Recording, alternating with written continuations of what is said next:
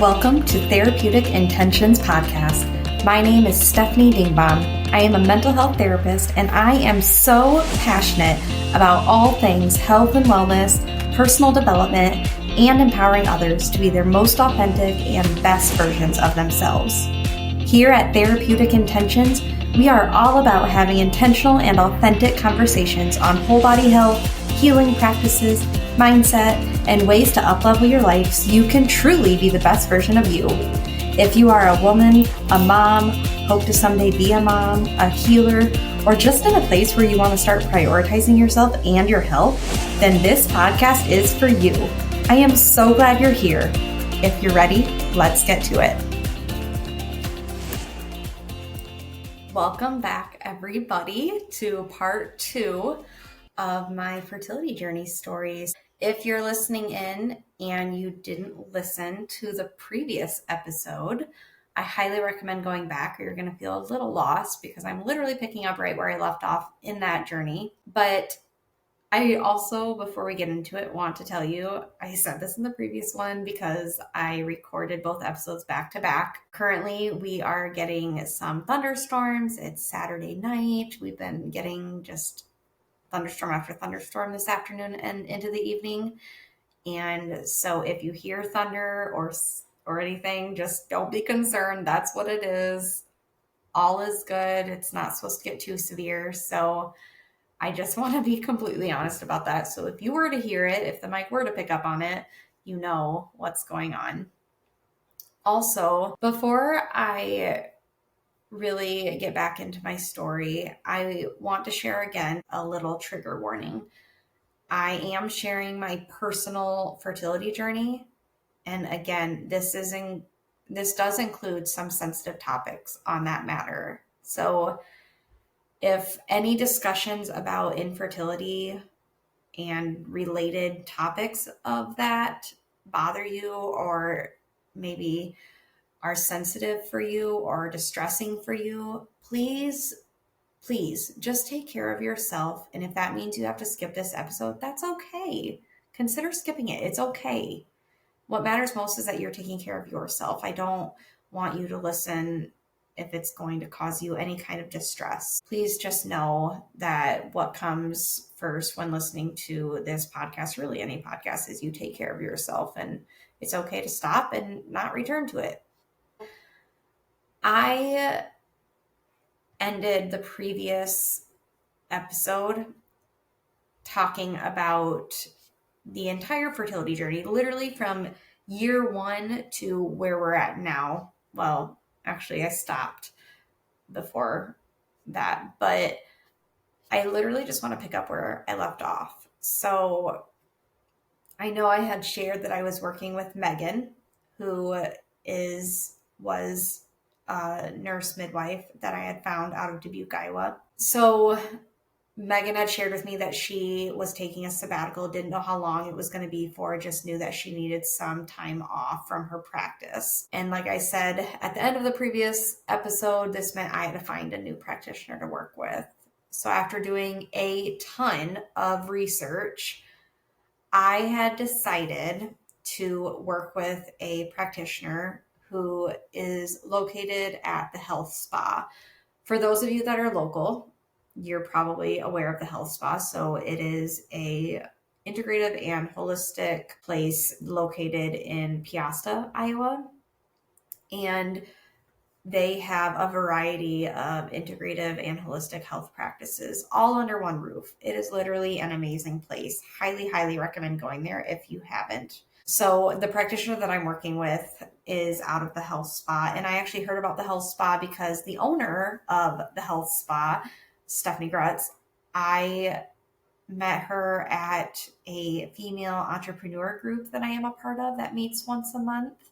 She was at one of the recent meetups that we had and was talking about some programs that she's putting into place at the health spa. And it had kind of gotten me thinking, like, well, maybe I should consider going there because it's not that far of a drive from where I live and it's convenient and it meets my needs as far as integrative health goes. And So I was seriously considering that. I actually reached out to Stephanie after that event or after that meetup and told her I was considering this and kind of gave her a short and sweet spiel of my journey and told her I was considering actually applying for one of her programs for it was I can't remember the name of it, but pretty much what it is helping you to regulate your hormones naturally. And I asked her if she thought that program would be a good fit for me, and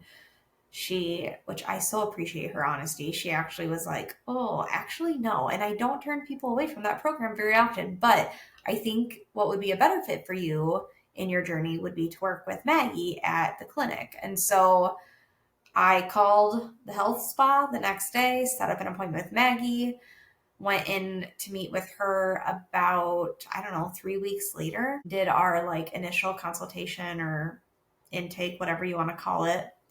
And so we then scheduled a follow up where I was going to get a bunch of labs done. It had to be on a certain day of my cycle.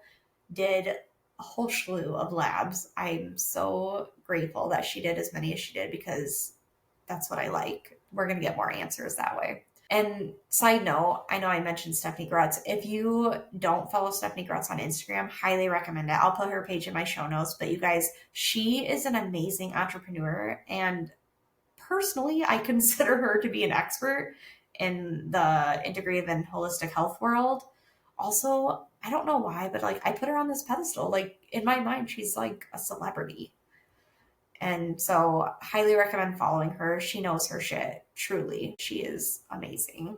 Also, her starting the health spa is just an amazing thing for Delaware and Dubuque County. I just think how lucky I am to have a place like that literally within a half hour from where I live. So amazing. So where I'm at now is I have a follow-up appointment with Maggie here in a couple weeks to go over all of my lab work. So that's kind of where I end things right now with all of that. But on the other side of things, my husband and I decided about a year ago to pursue the adoption process. And we heard, I think, 2, maybe 3 months ago. So when we started the process, we have 2 wait lists, and we're working through Hillcrest Family Services. So they had 2 wait lists. Waitlist 1 is because there's an overflow from waitlist 2 is what it comes down to. So we were put on waitlist 1 until a spot opened up on waitlist 2. And we actually found out, like I said, I don't know if it's 2 months ago, 3 months ago, we found out that we got bumped from waitlist 1 to waitlist 2, which is a good thing. And this now means we get to start like the home study process. And there will be a future episode talking more about the adoption process, but we're like moving and grooving on that, which is super exciting. We actually have a meeting in 2 weeks to go down to the agency and meet with the adoption specialist. And then from there, we are going to be setting up our home study, which is where the social worker comes to our house and interviews us. I'm just so excited. It's so exciting to see things moving and grooving as we're going through things. But I do want to say, even though we're pursuing adoption, this does not mean that we're throwing the towel in with trying naturally. We absolutely are not throwing the towel in. We're just pursuing both at the same time because I know that the adoption process can sometimes take up to 4 years. That's what their websites all say. So I just thought, let's not waste time. Let's just do both at the same time. I'm not ready to throw in the towel. Trying naturally, I firmly believe that my body is capable of experiencing pregnancy. I don't think that desire would be as heavy on my heart if I wasn't capable. So, not willing to throw the towel in. It's just not in the cards at this time. But yeah, so that's truly now where we're at in the journey today. Not pregnant yet, but I really emphasize the word yet because it's happening, you guys. It is going to happen. I feel it in the deepest part of my heart. I feel it. And I know it's going to come for us, that we're going to be parents here soon, whether it be through adoption or having a pregnancy of our own. I know it's going to happen for us, and I'm so excited for when that day will come. But what I want to spend a majority of this episode talking to you about is all the lessons that I learned throughout this journey, because guys, there's a lot of them. A lot. As I was typing out some notes and some bullet points of what I want to make sure to mention, I was looking over them before I started, before I hit record, and I was like, hopefully this episode doesn't get too lengthy. But it's important that you know these lessons, because I know there are listeners out there going through their own fertility journey. And I want you to know you're not alone, but I also want you to know what I've gained from my journey, because I truly feel you can use these lessons in your own journey. So I apologize if this is a lengthier episode, but I promise it will be worth it. Honestly, I don't even know where to begin. There's so many lessons I have listed here, and I probably will miss some, but that's okay. The great thing about this being my podcast is I can literally do another episode down the road of other lessons that I've learned. So if this isn't the extensive list, all is good.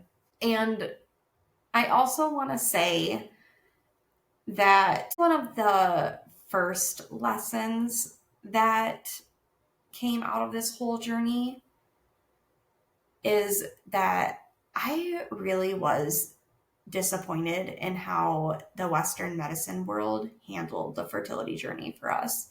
There was no major toxic experiences. It's more looking back and seeing the comparison between the integrative health world and the Western medicine health world. It's just disappointing in the lack of control, I feel.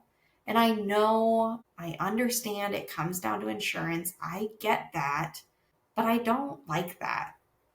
That's why I choose to only work with integrative and holistic practitioners, is because we deserve to have control over our health needs and our health journey. So there's multiple reasons why I came to this conclusion that there's so much disappointment in the Western medicine side of things.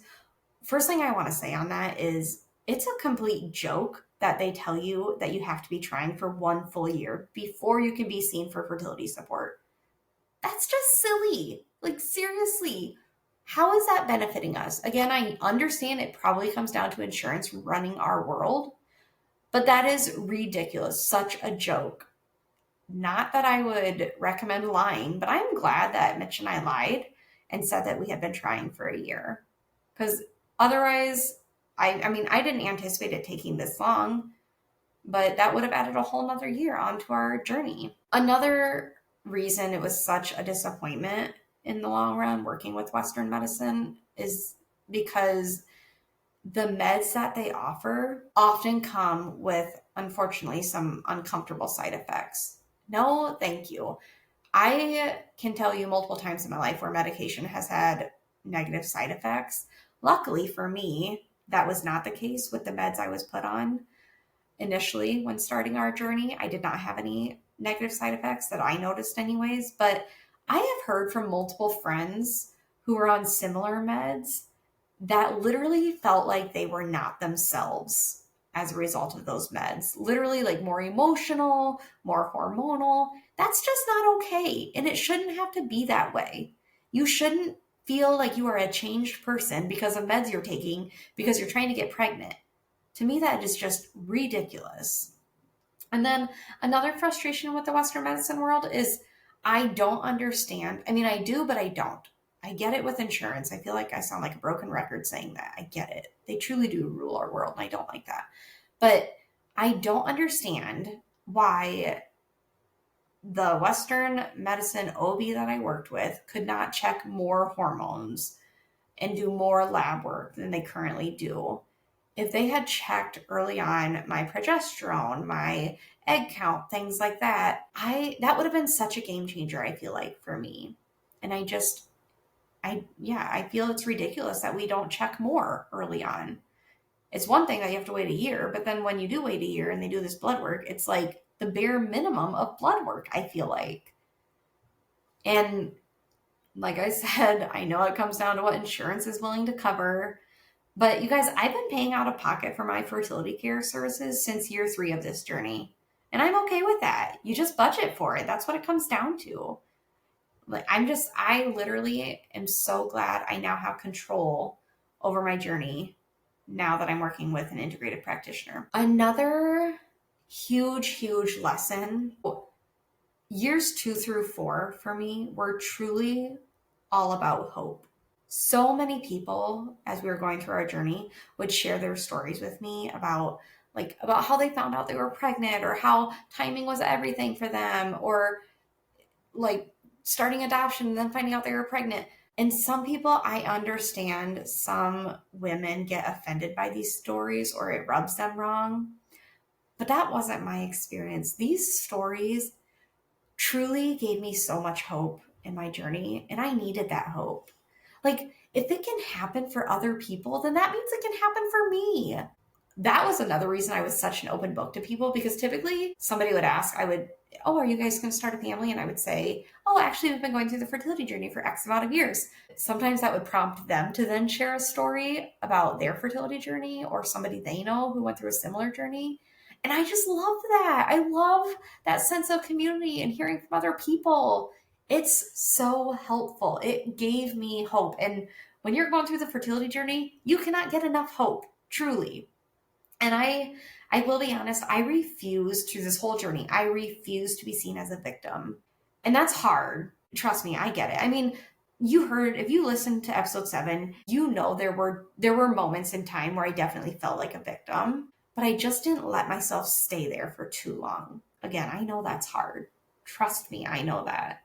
But I was constantly telling myself, this is not happening to me. It is happening for my greater good.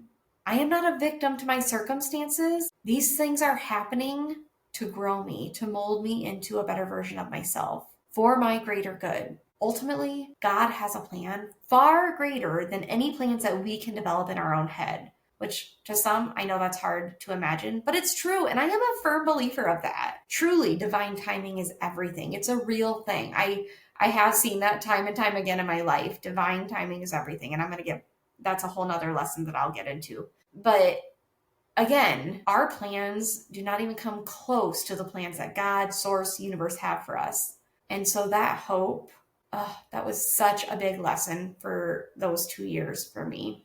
It was a real game changer. Then in years 5 and now going into year 6, the theme kind of switched from hope into now surrender. Surrender will be its own podcast episode at some point in time, because I could talk about surrendering till I'm blue in the face. I got a lot to say about that topic. But I mentioned earlier that I really got into the woo-woo and the spiritual stuff. I don't even like calling it the woo-woo. It's the spiritual stuff. But some people who aren't into it call it the woo-woo. But that stuff works, let me tell you. I got really big into that, partly because of the fertility journey, but also partly because of COVID and all of the growth that had happened for me during that time. So what I have continued to tell myself going into year 5 and then still currently as I'm now in year 6 of the journey is true surrender means having complete and unwavering faith that what is on your heart, what is going to come to you, will come to you, but it involves letting go of the how of it all. And truly, truly just trusting God, the universe, source, that it's coming. So again, it's having that unwavering faith, that complete and unwavering faith. That's a big part of surrendering. But my whole goal in these last 2 years was I want to embody a woman who has completely surrendered to this journey and just truly trusts that it's on its way to me, whether that be motherhood, pregnancy, a healthy child, whatever it may be. It's coming to me. It's coming. And I know it is, but that's what surrendering is. And I want, like, literally somebody from the outside looking in, I want them to see me as the woman who has truly surrendered to this journey. Another reason that I decided to truly embrace surrendering is because literally in all the stories that we were told when we had finally decided to start the adoption process was literally everybody and their grandma was like, oh, insert name here, got pregnant right when they found out they were adopting a child, or right after they had adopted a child, or right when they started the adoption process. Okay, do you know why that happens? Because of surrender. You literally mentally and emotionally release yourself from that desire as soon as you accept whatever is coming your way in whatever form that may be. That is why people get pregnant when they adopt a child, typically, or not all the time, but you hear about it a lot. It seems so common. It's so wild. And it's not that wild. It just goes to show that it's all in our head. So I always tell people the fertility journey is not just science. It's also a mental journey. It involves you mentally cutting the cord with control. That's also what surrender is. Cut the cord with control. You don't have control. If you thought you did, joke's on you. You don't. So that's what I want to embody as somebody who has completely surrendered to this journey and has just completely let go of control and has that complete unwavering faith. Big lesson. That was a huge lesson. I feel like it took me a good year just to truly feel I am practicing that. So that's where I'm at now. Another big lesson is just the gratitude for our support system. When you're going through something hard, you really have your eyes open to just how lucky you are to have the support you have in your life. I definitely experienced that when I broke my neck. Sidebar, if you haven't listened to the 2 episodes on how I broke my neck, highly recommend it. I believe it's episode 4 and 5, something like that. There's a part 1 and part 2. Anyways, definitely go back and listen to that if you have not. I got great feedback from those episodes, so I definitely don't think you will regret listening to them. So the support system for me, as Mitch and I were going through the fertility journey, has just helped tremendously. I mean, I was an open book right from the start with this journey. I told myself, well, so many women tend to keep this to themselves as they're going through this journey. And again, that really didn't sit well with me. And I'm an open person anyways. Mitch would argue sometimes too open. But I just know that whether the journey is easy or hard, I don't want to go through it alone, which is partly why I'm such an open book.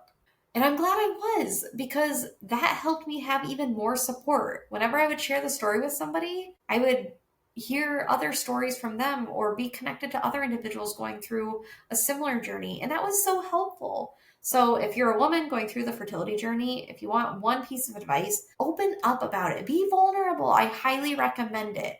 I understand not everybody is comfortable being vulnerable, but in my experience, that has tremendously helped me. And I think it will help others too.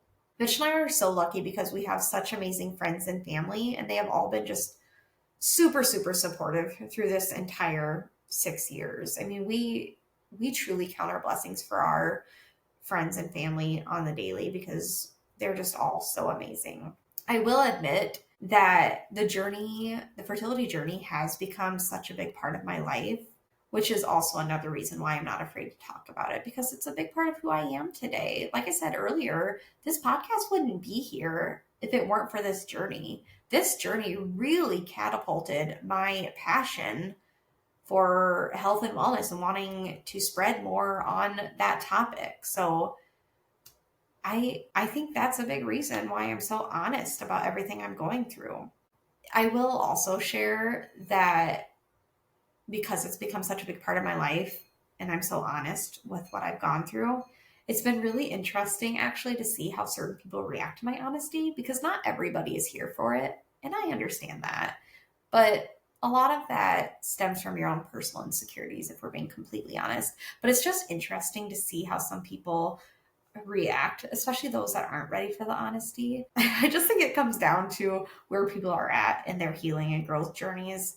I also think, like I said before, if it makes you uncomfortable, maybe consider like digging deep and asking yourself, why does it make me uncomfortable when people are honest with me about whatever the journey is, whatever the story is?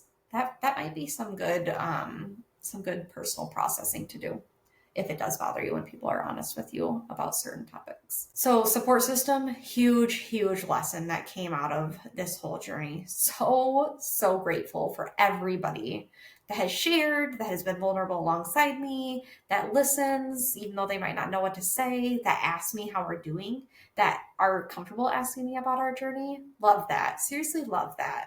Another big lesson that came out of all of this is the lesson of divine timing. I kind of talked about this a little bit earlier, but you guys, there have been so many instances in my life where I have been reminded that things do not happen in our time, they happen in God's time. That's sometimes a really hard lesson to learn. I also, at one point in time, heard from, I think, another podcaster that if you experience the same lesson multiple times in your life, it could be because you haven't learned what you needed to from that lesson. Wow, did that hit me like a ton of bricks. I've gone through the lesson of waiting a shit ton in my life.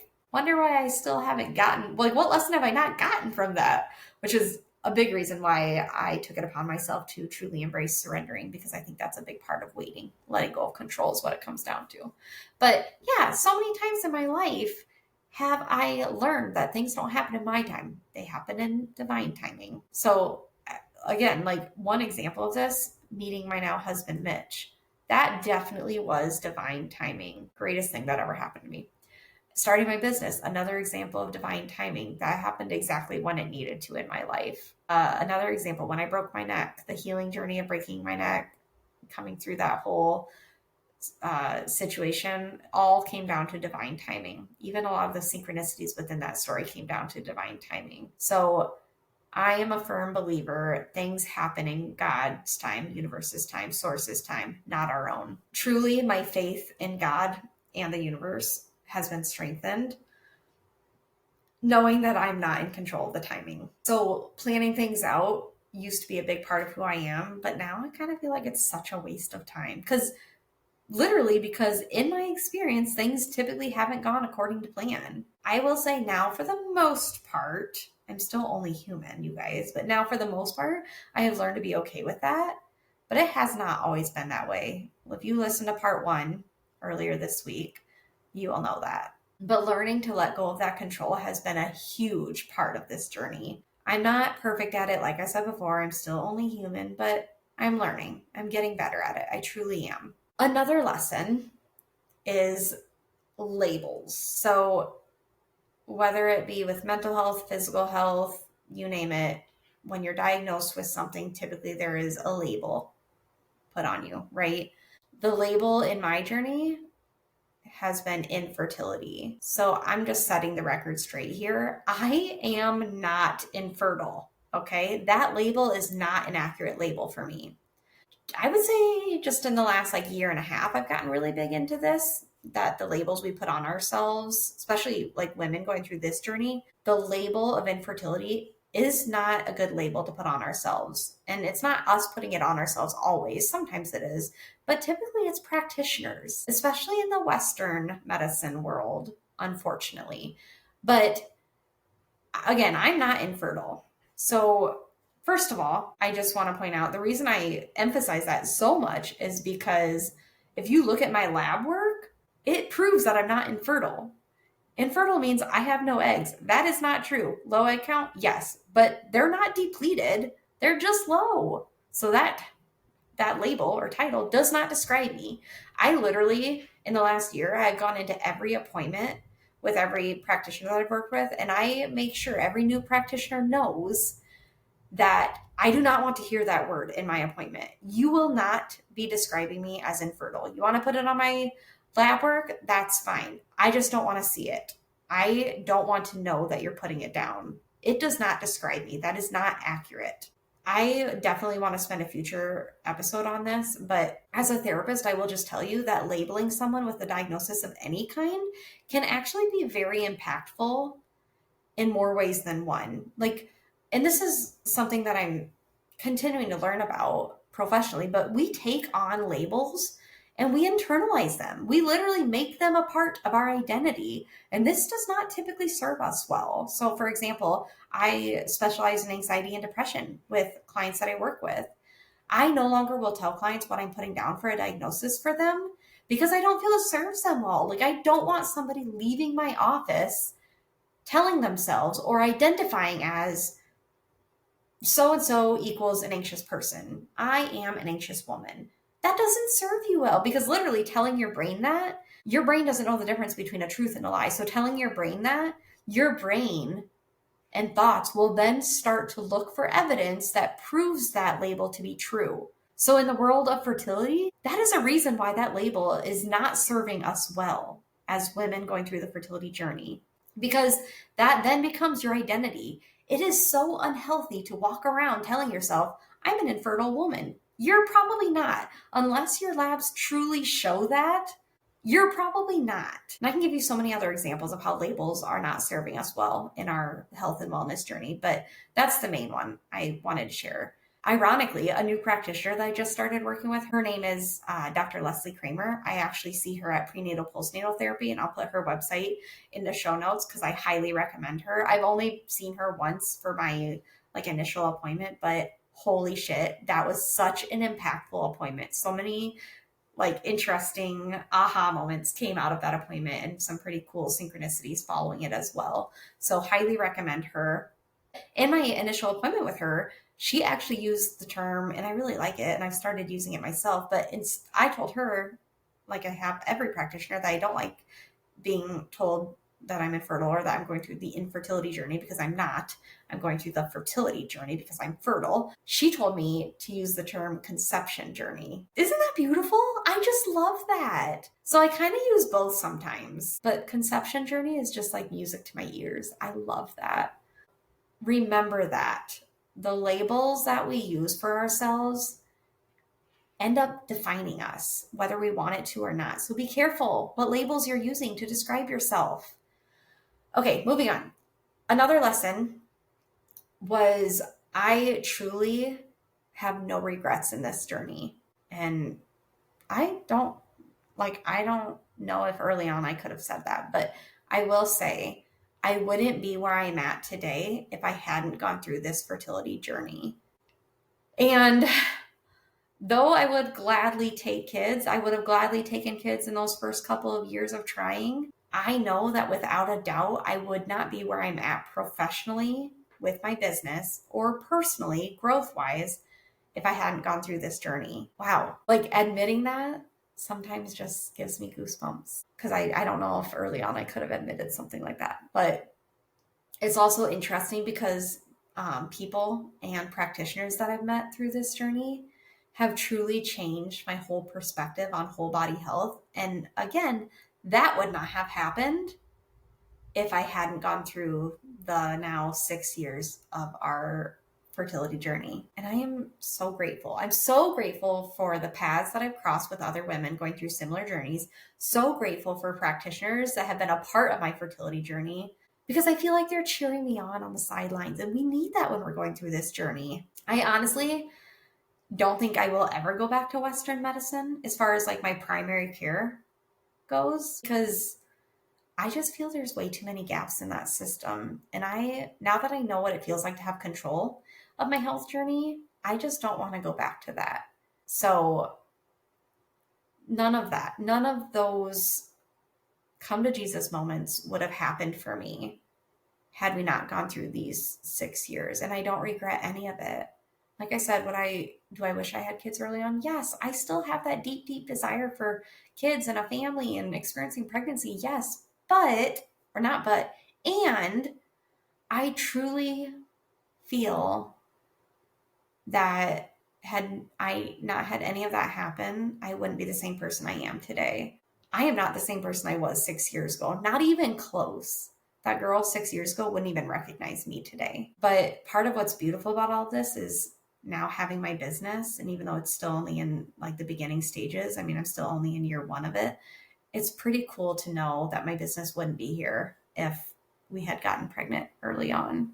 That just gives me goosebumps. What an amazing thing. Okay, only a couple left, I swear.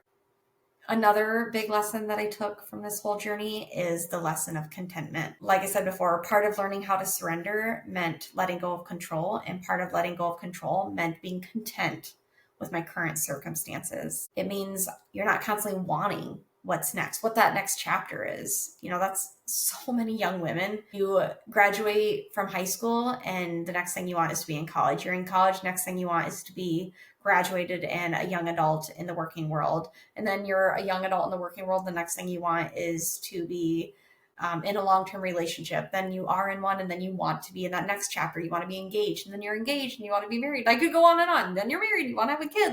Literally, it just goes on and on and on. But when are we ever just happy in the chapter we're in? A lot of people, I feel, don't do this.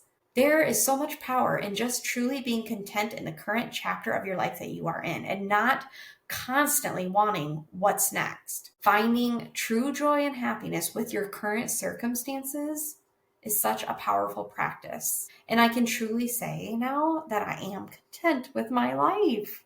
Do I want kids? Do I yearn for kids? Yes, hell yes. But at the same time, I'm okay with the fact that we don't have them right now, like right this minute. It doesn't change that desire. I still have that desire there, but I'm also content. I am. I love the life Mitch and I have together. I love where I'm at in my business. Things would look and feel very different if kids had been in the picture early on.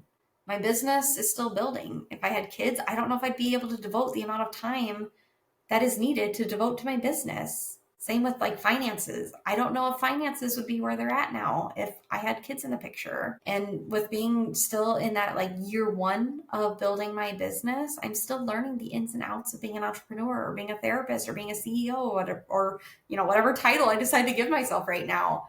I don't know if I'd be able to devote time to those titles if kids had come sooner. And truly, I am content with Mitch and I's little family. And family's family. It doesn't matter how small or big they are. Family's family. And our little family, Mitch and I and Luna, I'm content with that right now. I'm also content with where I'm at professionally, though I am excited to grow. But I'm trying to just be content with where my business is at right now, too. Just like I'm trying to be content in where our personal life is at. I'm also content with our home. I'm content with our finances. Am I excited for what's to come? Yes, but I'm not like sitting here hyper focusing on what should be coming next. I am truly trying to embrace my current chapter of life while also remaining hopeful for what's to come.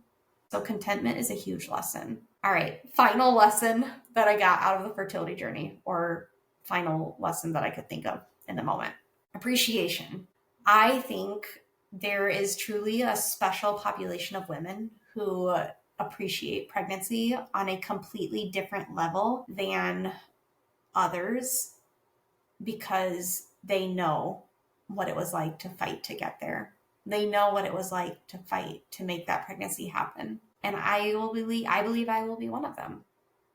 When you know what it's like to live without something, but want it on such a deep level, and then when it finally does come to you, I truly believe that you appreciate it more than most. This was actually a lesson that a good friend had shared with me early on in our journey, like years 1 or 2. And it's really stuck with me ever since. And she also went through her journey. And so she's one to talk. But you hold gratitude for the experience of pregnancy or for that child, maybe more than some or more than most. I don't know. So I know that when it comes to pregnancy, regardless of what the experience will be for me and for my body, I'm going to have a really deep appreciation for that because it truly is a miracle that our bodies can do this, first of all. And second of all, because of the waiting to get there, I am just going to have far more appreciation for it than I would have otherwise. I had a very similar lesson that I learned after I broke my neck with appreciation. I don't think I even mentioned this, but in that episode, but I appreciate movement and exercise more now than I ever did prior to that accident because I actually know how easily I almost lost all of that. I know how easily that could have been all taken from me. So I don't take working out or movement for granted because I almost lost the ability to do those things. So I truly am grateful to be able to move my body and exercise on the daily and strengthen my body because I almost didn't have that ability. So you appreciate things differently when you come close to losing it or when you do live without it. In the case of like pregnancy and fertility, I think it's the women that feel that way. I think it's a special population of women. So I'm excited to be one of them. That's been another big lesson for sure. All right. So many great lessons that came out of this journey. I truly just hope that, I feel like I say this at the end of every episode, but I hope that there's just a small nugget of information that helped you in today's episode or in this week's episode, since there was 2. But if anything that I said really resonated with you, please, please, please share it with a friend, share it on social media, rate or review me on whatever app you listen to me on. And then along the lines of that, if you ever have any questions about anything that I talked about, guys, I'm an open book. So you can DM me, you can call me, you can text me, whatever you want to do. truly, I'm happy to talk about it. I'm happy to learn from others' journeys. I'm happy to hear advice from others. I'm happy to hear if you had a similar experience or not. I think we should all be talking about this more than we currently do. So if there's a little bug in your ear telling you to reach out, do it. I'm happy to talk about it. I'm happy to hear from you. And if you do, there's a high chance I will share it in an upcoming episode. So thank you guys for listening. Thank you for being here. I appreciate all of you, and I look forward to talking to you next time. Take care. Thank you so much for listening to us. It means so much to me. If there were any aha moments or anything that really resonated with you on today's episode, then please take a minute and share it on your social media and tag me so I can personally thank you. Also, if you could, please rate and review the podcast as it is new, and that really helps to get the word out there more and reach even more listeners. I'll catch you on the next episode.